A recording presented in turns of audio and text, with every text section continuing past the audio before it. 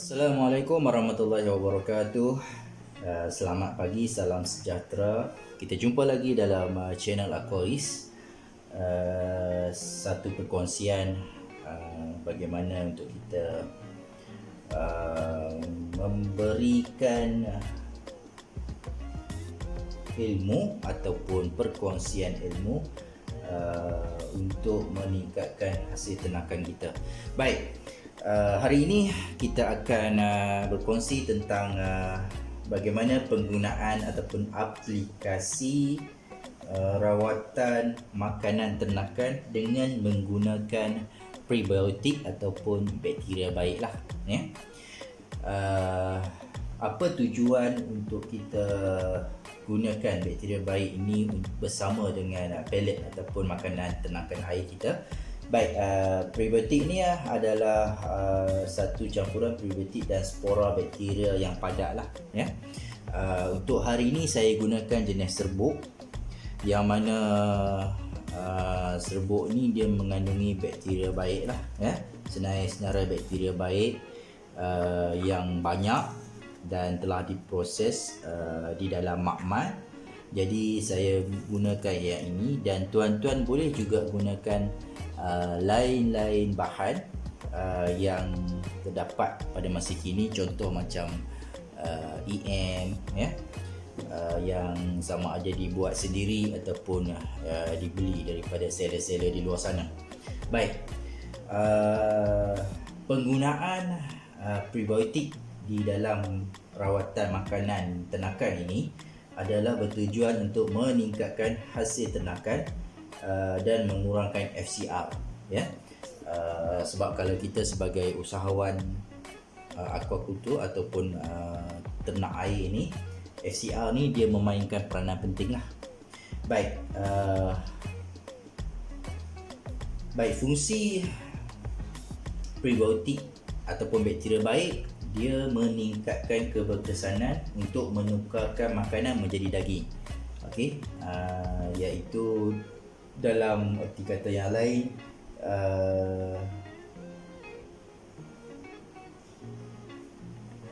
meningkatkan kadar keuntungan dan memberi pulangan modal kepada usahawan ternak air lah.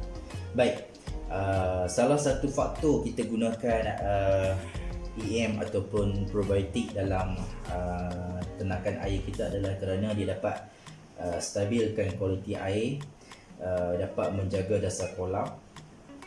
Sebab kalau kita gunakan EM ataupun probiotik ini di dalam makanan ternakan, makanan ini dimakan oleh udang kara air tawar ataupun ikan, dan juga segala bahan buangan yang jatuh ke dasar kolam, okey, akan dapat diproses, mengurangkan risiko mineral berbahaya lah, ya, ammonia spike contohnya dan lain-lain. Selain itu, dia dapat melindungi ternakan air kita daripada serangan bakteria berbahaya dan menyokong kesihatan usus ternakan, lalu meningkatkan prestasi kebesaran ternakan air. Jadi banyak benefit dia lah, banyak kelebihan yang dapat kita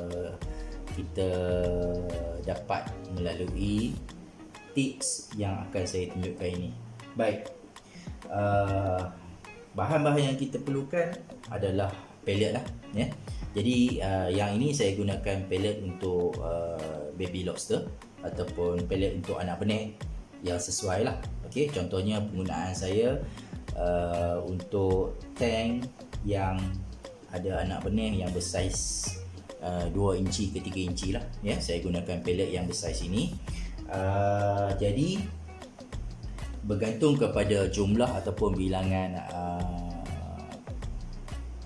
lobster air tawar ataupun udang kara air tawar yang ada pada anda lah. Ya, kadar pemberian makan itu bergantung kepada tuan-tuan. Jadi untuk satu tangki ini sebagai contoh saya tunjukkan, saya gunakan lebih kurang dalam 50 gram pellet, ya, untuk sekali bagi makan, ya, untuk satu kali bagi makan kepada anak benih. Saya gunakan 50 gram. Baik, untuk bancuhan ataupun untuk kita gunakan bakteria baik ini dengan air, okey, kadar bancuhan dia adalah untuk 1 liter air kita gunakan sebanyak 5 gram, ya. Yang mana saya telah campurkan siap-siap di dalam botol spray ni. Okey, dia ada campuran yang berbentuk powder lah, sebab saya gunakan yang berbentuk powder. Baik, tekniknya mudah. Okey, kita akan spray sahaja larutan prebiotik ni ke atas pellet, ya. Baik, kalau ikutkan kiraan dia 1 kilogram pellet, okey, kita perlu spray ataupun kita perlu tuangkan 1 liter lah air yang dah campur dengan bakteria probiotik sebanyak 5 gram, dan kita rendamkan dia akan meresap ke dalam pellet dan kita pigmentasikan dia ataupun kita peram, okey, selama 6 jam sebelum diberi makan kepada ternakan air kita lah, sama ada udang kara air tawar ataupun ikan, ya. Baik, kita spray sahaja sebab dia sikit. Okey, saya gunakan spray. Okey, kalau tuan-tuan di rumah mungkin tak banyak yang bela udang kara ni dalam kuantiti yang banyak. Okey, jadi kita spray sahaja sebab lebih mudah untuk kita kawal kadar kelembapan dia. Kita spray sehinggalah dia basah dan kita gunakan sudu ataupun apa-apa bahan untuk kita pastikan dia larut lah, ya.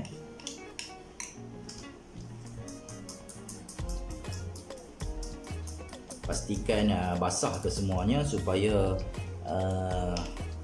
larutan prebiotik tu dia dapat bercampur dan sekata dengan pellet.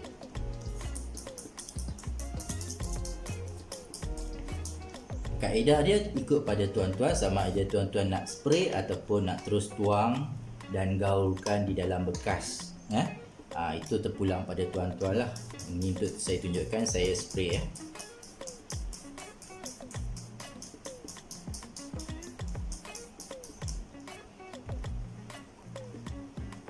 Okey, pastikan pellet tu dah basah 100%.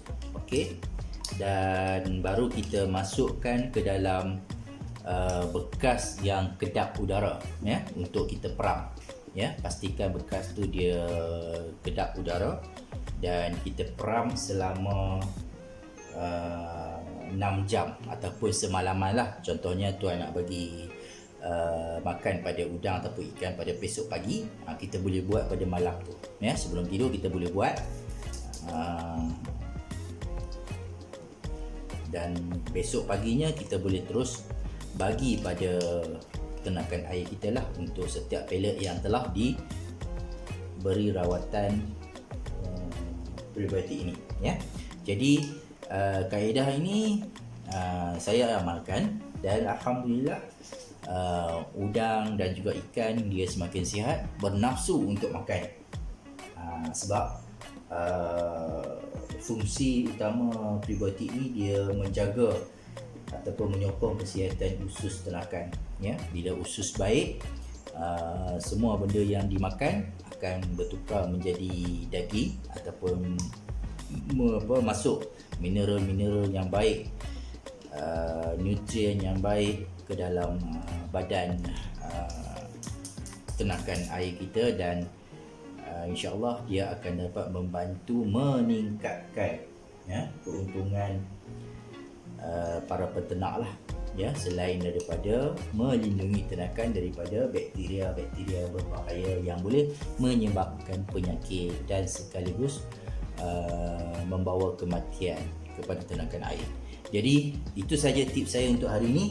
Stay tune, subscribe ke channel Pusat Aquaculture Aquaris, dan juga like FB page Pusat Aquaculture Aquaris untuk next video yang mana saya akan kongsi banyak lagi tips berkaitan dengan ternakan air.